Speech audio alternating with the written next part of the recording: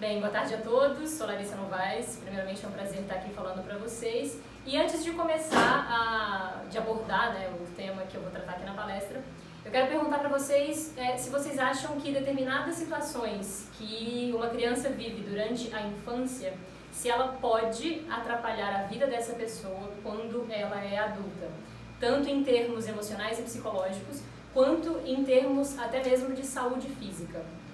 O que vocês pensam? Pode? Sim.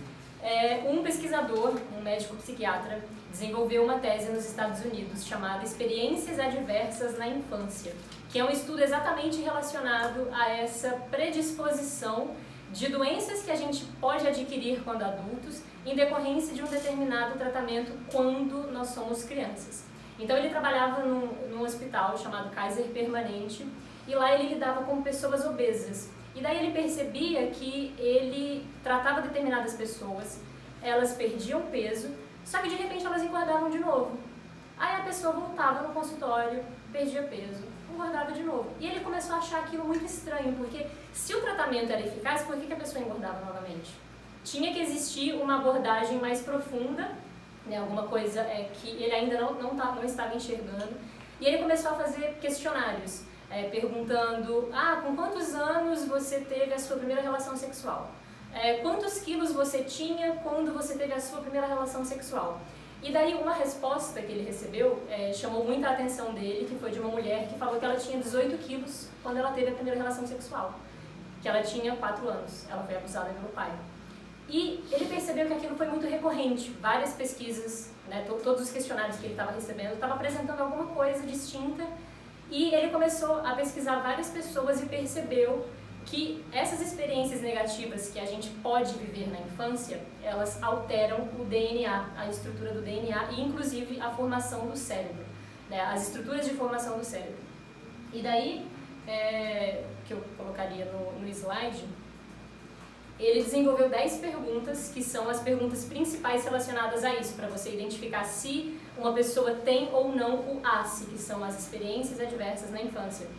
A primeira se trata de abuso emocional, a segunda, abuso físico, a terceira, abuso sexual, quarta, negligência emocional, quinta, negligência física, sexta, doença mental dos pais, a sétima, dependência de droga nos pais, oitava, prisão de um dos pais, nona, separação ou divórcio dos pais e a 10ª, violência doméstica. Então, esses fatores, em maior ou menor grau, eles afetam o desenvolvimento da criança, consequentemente afetam a estrutura de formação do cérebro e das células e, em razão da epigenética, que é uma área da genética relacionada à memória celular, o seu cromossomo vai estar ainda com aquela vivência que você teve quando era criança, justamente em razão dessa memória celular. E ele analisa, porque assim, você não tem apenas um dos ACEs, você pode ter um, você pode ter 2, você pode ter 3, e daí tem a pesquisa, que no caso eu mostraria no slide, que você vai fazendo a pontuação, e daí ele estabelece a probabilidade de uma pessoa, por exemplo, que tem ACE, dela passar a fumar mais, dela ter comportamentos suicidas, dela passar a usar drogas. E daí a pesquisa mostrou que as pessoas que têm um ACE, que é a experiência adversa na infância, maior que 4, elas têm 220% a mais de chances de ter um ataque cardíaco. Quem tem, eu vou manter essa porcentagem nos 4, quem tem esse número maior de ACEs, 190% a mais de ter câncer, 390% a mais de ter doenças cardíacas, 240% a mais de ter derrame, 420% a mais de ter Alzheimer, 160% a mais de ter diabetes e 1.220% a mais de cometer suicídio. Então, assim, a questão da infância é algo que eu sempre estive muito envolvida. Eu gosto muito de estudar tudo que envolve o aspecto lúdico e tudo que envolve a questão da formação psicológica e emocional e física da criança. E quando eu li esse tema, eu fiquei bastante intrigada. Comecei a estudar mais a fundo, comecei a ter contato com outras pesquisas, porque no Brasil esse é um tema recente ainda. Eu acredito que vocês ainda não haviam escutado falar sobre as experiências adversas na infância.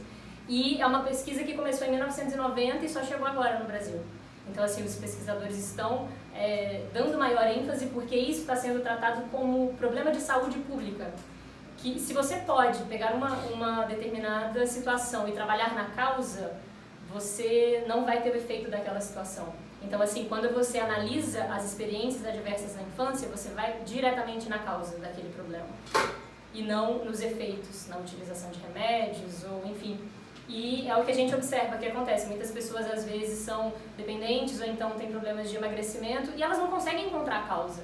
Mas de onde vem isso? De provavelmente uma determinada mutação genética que ela viveu, que ela sofreu quando ela era criança ainda.